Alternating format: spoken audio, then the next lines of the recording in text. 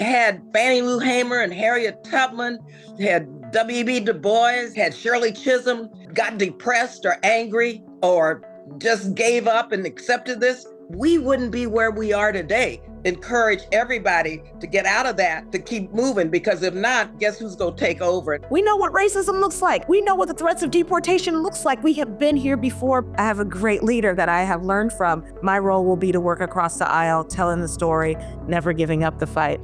Coming up on Laura Flanders and Friends, the place where the people who say it can't be done take a back seat to the people who are doing it. Welcome.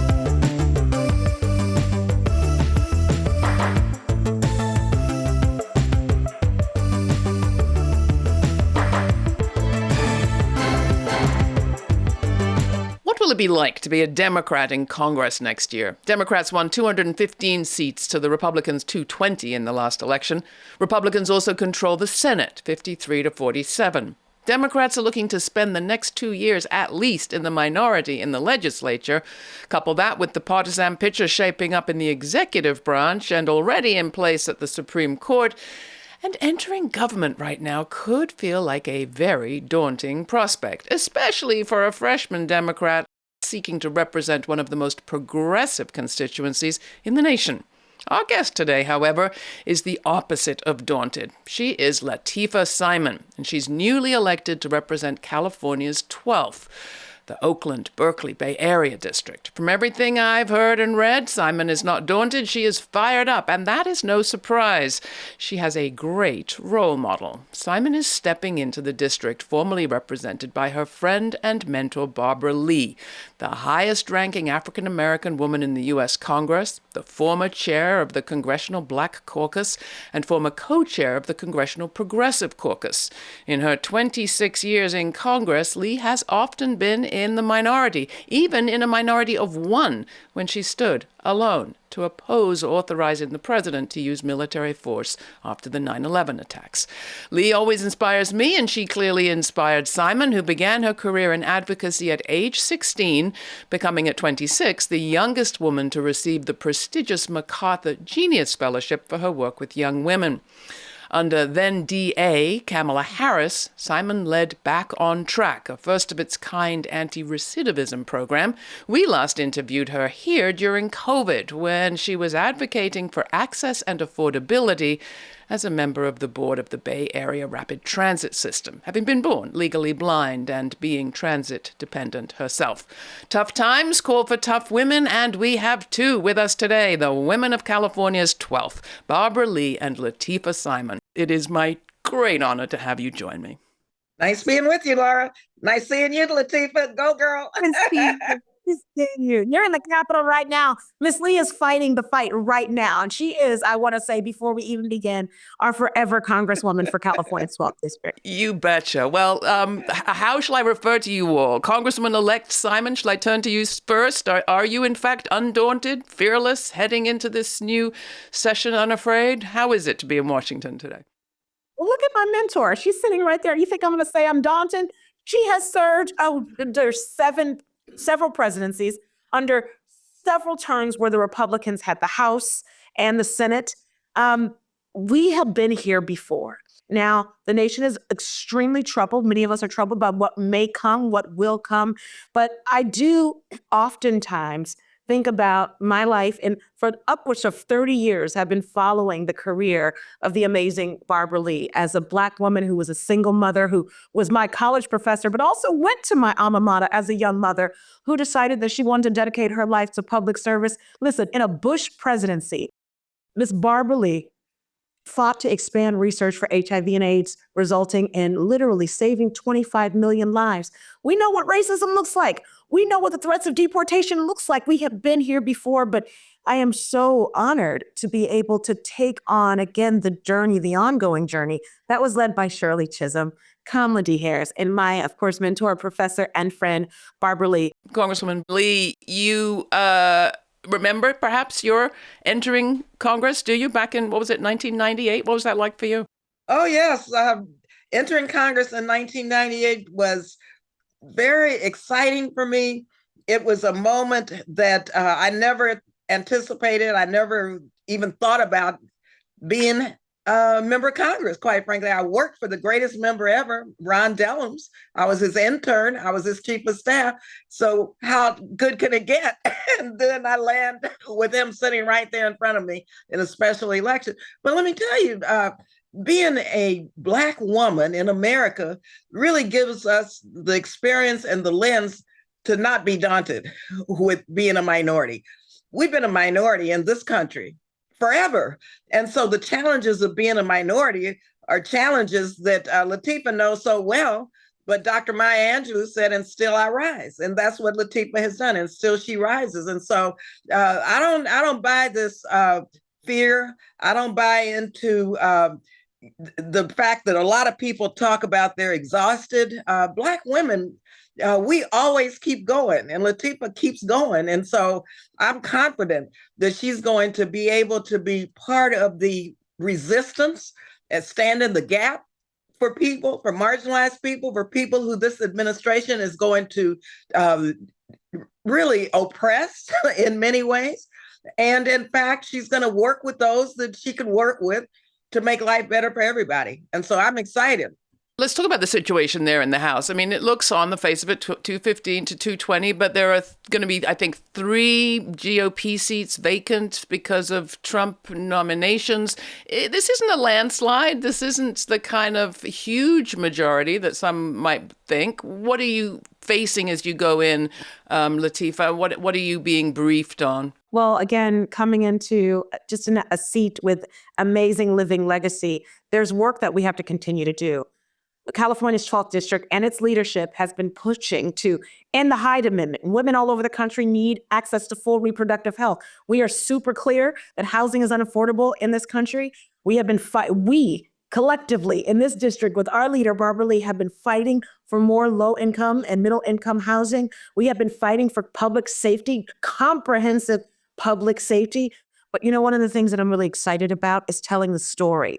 Because while many Americans we know voted Republican, we have to tell the story as Democrats as the party of values, that when you try to take down the Department of Education, what you do is you cut billions of dollars of funding for low-income children with disabilities and breakfast programs. What you do when you decide to dismantle the FBI, you take out resources for missing and murdered women. You take out resources finding young people who have been trafficked. I mean, this foolery, we will have the opportunity in committee on the floor, both in the Congress and the Senate, to tell a story about what the American people deserve. So again, it is daunting, but the role of a legislator, and Ms. Barbara Lee has taught me this, you don't win by only talking to the people that you like. If you're in a room full of cubicles and you're only talking to 4 people, there's no production that's going to happen. I have a great leader that I have learned from. My role will be to work across the aisle, telling the story, never giving up the fight. Laura, can I just say one thing? Lateefah, I have got to say this. And Lateefah, you need to know this. But today, you talk about working with people who we don't often work for or who we may or may not like. Well, this has been a heavy lift for me. But today, we will pass the Congressional Gold Medal to honor Shirley Chisholm. And I had to get over 70 Republicans, and Senator Butler passed it in the Senate last night. So yes, and we did it. And it's going to happen today, this afternoon. So I just wanted to let you know that, because this is an example of what Lateefah was talking about. I mean, I had to go to Scalise. I had to go to my Speaker Johnson. I had to go to, Gates. I had to go to so many people who I consider adversaries, not enemies, but adversaries who we don't agree with, but we got it done. And so Shirley Chisholm, for her 100th birthday, is smiling down, and we can say happy heavenly birthday to you, Shirley Chisholm. First Black woman elected to Congress. Let's remind people who Shirley Chisholm was, one of your mentors, Barbara Lee. I think you met her when you were at Mills College, the same place you met Lateefah. First African-American woman, as you mentioned, in Congress, first African-American woman to run for president. How did she affect you? What was it that turned you to be the politician that you are, Barbara? Well, first, the context of my life then, I was a single young Black woman raising 2 small children, young mother, single mother, and I was on public assistance. I was a community worker with the Black Panther Party, not a member, a community worker, but I was intentional about politics. I was not going to get involved in politics because I did not believe that either party would speak to the issues and were addressing the issues that myself and my people were dealing with, such as myself. So here comes Shirley Chisholm. I invited her as the Black Student Union president to come speak as the first Black woman running for Congress. I had no idea that she was running for the presidency. She was an immigrant. Her family were immigrants from the Caribbean, so she was always talking about immigrant rights. She was, then that was before Roe, but she was pro reproductive freedom for women. She was a coalition builder. She was against the Vietnam War. She talked about poverty. She was an educator, everything. She was a progressive Black woman. So I went up to her and I talked to her, told her about my dilemma. Well, not really a dilemma, but that I had never flunked a class, but I was about to flunk this one. But now, since I heard her speak, maybe I would get involved in her campaign. And so bottom line is I talked to her and she took me to task because she asked me if I was registered to vote. No, Ms. Chisholm, no way. That's bourgeois politics. I don't do that. I just want to get to know you and, pass this class now. Bottom line is I registered to vote after she took me to task. I went back, got an A in the class, helped organize the Northern California campaign out of my class at Mills College, got an A, went to Miami as a Shirley Chisholm delegate, and the rest is history. We became very close friends. And that story sounds strangely familiar, Lateefah. You have your own version. Absolutely. I went to Mills as a single mother as well. In fact, with a little girl who's now 28. And there was an email that came in that Miss Barbara Lee was going to be teaching an 8-hour class every Saturday. And in 2 days, you had to get ready to register. And all the young women in the public policy program, we were talking and saying, I'm going to get in. There were only like 35 seats. I stayed up all night, literally with my index finger on the return button. So as soon as 9 a.m. hit, that next day, I pressed register and I got in and my life has been changed. This woman taught a class. The syllabus really was her legislative priorities on the floor from Somalia and Darfur and HIV and AIDS and Middle East and war and peace. And every Saturday. Now I know, I'm like, could I do that? She would fly on Mondays, red eye, go home, I guess change, and then lecture all day to these young women and told me time after time, don't miss another class. Bring your daughter to class. This is the kind of leader that I want to be. But wasn't it Kamala Harris who got you to actually get up off the street and into an administration? She got me, literally, she had me work at the DA's office, again, for the man. And what she told me, as Barbara has said some things to young women, we're not the man, right? We're leaders. And again, we can effectuate change inside the system and outside, but we need to be inside. I never thought about running for office, really. Miss Lee called me one day and she said, I think you should think about running for office. And again, I think young women have to be challenged by our leaders to step up into a very, very scary space.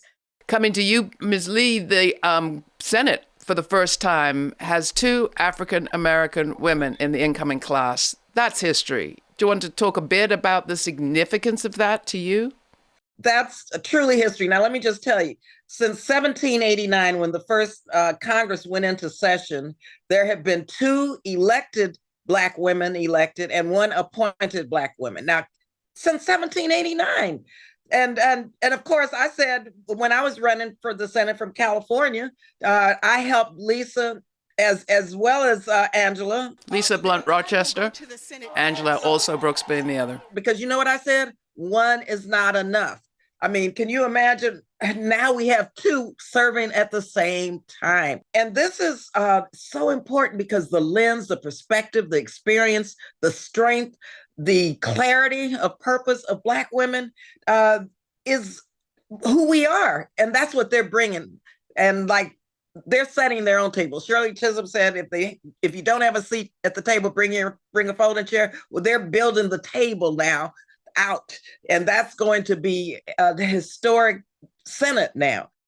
Well, let's talk about keeping at it. The 2 of you are excited to be on together, and you're being very nice to me. And as a white woman, I feel deeply and keenly the role that white women played in producing the electoral result we saw this November. You have every reason to be excited and fired up. You also have, it seems to me, some reason to be fairly pissed off. Are you? Are you taking a moment to being angry, Lateefah? There's not a moment to waste. Listen, the election is behind us. What we know and what I'm actually proud of, we are talking about race unapologetically here. This beautiful nation and this district that has been led by Ms. Lee for, almost 30 years, there's over 150 languages spoken. There are different faiths and communities who come together. The multiracial movement, the multi-gender movement is the movement that's going to lead us to real victory and to the beloved community that we need. Yes, we got a lot of work to do. Black women overwhelmingly, over 90% of us voted for Kamala D. Harris. And while we didn't win the election, we roll up our sleeves, we lift our chin, and we get out there. Now, you see how Lateefah, Congresswoman-elect, looks at the glass half full and kind of lays it out in a very clear way where we understand what we have to do. But let me tell you, my background, clinical social work, 5 stages of grief, okay? 1 is depression for 1 day, period, ... okay? 2nd stage is anger. Okay, I got to say I'm pissed off. Yeah. Okay? I am too, Miss Lee. But, like Lateefah said, the next stage, you have to get into the negotiating phase where you figure this out. You can't get stuck in the depression and in the anger. The 5th stage, though, is acceptance. And I ain't gonna never get there on the acceptance piece. And that's what Lateefah's talking about. We have got to keep at it, because if anyone in this country knows the struggles and the challenges and the historic moments, had Fannie Lou Hamer and Harriet Tubman, had W.E.B. Du Bois, had Shirley Chisholm, got depressed or angry or just gave up and accepted this, we wouldn't be where we are today. And so, it was very disappointing. And I was very angry, and still, what can I say except encourage everybody to get out of that and to keep moving, because if not, guess who's going to take over? And guess what's going to happen to our democracy? And guess what's going to happen to the next generation and future generations of our young people? They won't even have a chance. So we've got an obligation to them. That authorization for the use of military force act that I referred to at the top, Barbara, which you voted against granting to the president after 9/11, is this like a defunct letter of the law? Is this still an active piece of legislation? I've been trying to repeal the 2001 authorization for the last 20 years. It was a 60-word authorization, and all it said was any president has the authority to go to war forever, in perpetuity. And I have Republican support to repeal that. Also, the Iraq authorization, I've gotten that off of the floor. There are 2 authorizations. And so until those are repealed, any president can justify the use of force anywhere in the world without coming back to Congress, even for domestic spying. And so that's why it's so important. And Lateefah, we'll talk about our strategy, because the public is with us to appeal this. If any president wants to use force, the Constitution requires that president to come to Congress and to get it. And the reason I voted against that was it gave the executive branch congressional responsibility and authority by the Constitution to use force forever. And that is wrong. It's unconstitutional and it's dangerous. So we're going to keep at it. I'm going to keep at it from the outside. Lateefah's going to keep at it from the inside until we repeal those 2 pieces of unconstitutional, dangerous laws. They're on the books. I hear one thing on the books for you to deal with, Lateefah. What are your other primary objectives? And if you could get one thing done, what would it be? Listen, the people of the district have been really surrounding Ms. Lee and I and saying in this next Congress, we have to fight for what we fought for. Again, it's consistent. Women need bodily autonomy. Folks need to be able to afford a home, afford an apartment, afford education. Really, when we're thinking about international and national security, these are number 1 priorities. We have an administration who is saying that they will continue this idea of sending our men and women overseas, but also have a conflicting understanding of who's going to take care of them when they get home. You want to de-unionize federal workers? Listen, there is a lot that we're going to have to hold dear and fight for. And part of being the new kid on the block is you get to learn from the folks who are in Democratic leadership. And I, again, I have a special forces of Barbara Lee to support me. When I say that while she's transitioning out of Congress, Miss Lee has so beautifully offered me her desk to be in my office. And what that does to me, she also gave me a physical baton. We have work to do. There's no I in the United States Congress. We are a team. We are a team of those who've come before us and those who will come after us. So the work of Barbara Lee has changed literally the world. And there's more work within that legislative docket that we will have to push forward. Public transportation, disability access, HIV and AIDS, eradicating HIV and AIDS in our lifetime. Again, making sure that folks can have the promise of the American dream. Immigrant justice is a huge issue in this community. We're going to fight. We can literally walk and chew gum at the same time. These are not just progressive values that I'm talking about. These are American values. These are values that are engraved on the Statue of Liberty, its base. So I feel like we have a job to do. That is the American job, to hold up a democracy in a time of potential tyranny. All right. Well, I know that we have to let Representative Lee leave, but I want to give you a chance, Barbara, to give Lateefah any final word of advice, caution, strategic insight. I don't know. Do you have any secret cubby holes in that desk? Listen, and listen, Lateefah is hitting the ground running. Lateefah has her agenda. She knows exactly what she's doing, and she's taking this baton and moving us forward. And I think what I'd like to say is, this is especially after this election, people have been very upset, quite frankly. And so self-care and understanding the pain that people are suffering through is really important to do, regardless of where we are in this whole process. And so I think being able to see people and feel the pain and understand where people are, yet helping people move forward. My background is psychiatric social work. And so the individual kind of caring is extremely important. And sometimes these legislative bodies can be dehumanizing because, they're very transactional.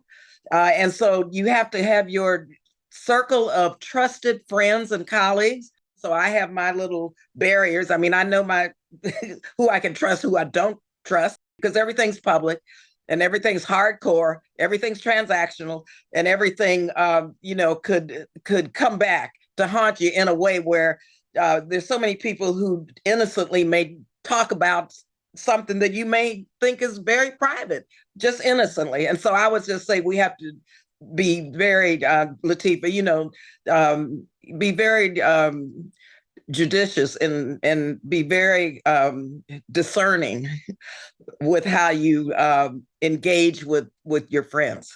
I'm hearing that friends close and enemies closer. Final words from you, Lateefah, to Barbara before she has to head off. Well, Ms. Lee, I just love you so much. I just love you so much. I love you back, and you know that. You are such a model. But I hope that people can see why so many of us on the ground, so many young moms who went to school, took us a ton of time to graduate. But, there's so many of us. There's an organization called Emerge, and it's training Democratic women to run for office. And Barbara Lee is our collective hero. We talk about you all the time, not just for your fierceness, but because of your grace. And when you talked about making sure that you hear people, you see them, you love them. When Miss Lee comes to town every weekend to be in community, I mean, she's hugging mothers and children. And in most cities, folks know their mayor and they know their governor. Well, in the East Bay, everyone knows our Congresswoman, Barbara Lee, and you've done the work. You've done it exponentially. Just an incredible job. And we love you so much. I'm going to make you proud, ma'am. You already have. I know you are. And I think Congresswoman-elect. Shirley Crazy. Chisholm is beaming down at both of you. And thank you so much for this conversation today. Thank you. Thanks, Lord. Nice seeing you.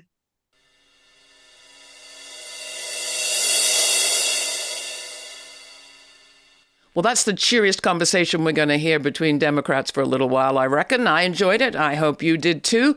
If you are curious, I was able to speak a little longer with Congresswoman-elect Lateefah Simon, and in our extended conversation, she talks about how the Congress and its good old buildings are doing adhering to the requirements of the ADA, the Americans with Disabilities Act. She also tells a pretty interesting story about Speaker Mike Johnson. If you are curious about all of that, you can subscribe to our free podcast at our website. The links are all right there. And join our social media feeds. We just joined Blue Sky, as well as find out about our online streaming programs, which you can share the links to with your friends.